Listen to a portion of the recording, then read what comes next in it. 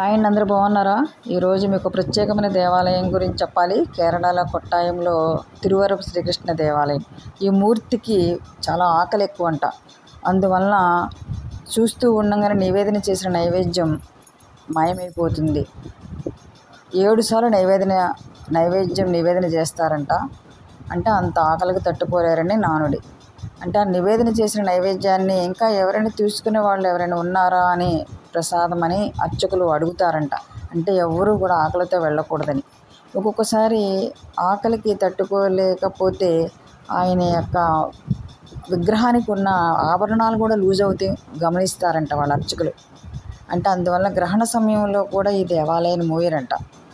గొడ్డలు చేతపట్టుకొని వాళ్ళు తలుపు ద్వారం తీస్తారు. అంటే తాళం తీసేటప్పుడు ఏమైనా లేట్ అయితే గొడ్డలతో తలుపు పగలగొట్టి వెళ్ళి ఆయనకి నివేదన చేద్దాము అని చెప్పేసి. చూడండి ఎంత ప్రత్యేకత ఉందో. ఎవరమైనా సరే అందరం ఈ దేవాలయానికి వెళ్ళాలని కోరుకుంటున్నాను. నేను కూడా వెళ్దామని నేను అనుకుంటున్నాను. మీరు కూడా వెళ్ళాలని కోరుకుంటున్నాను.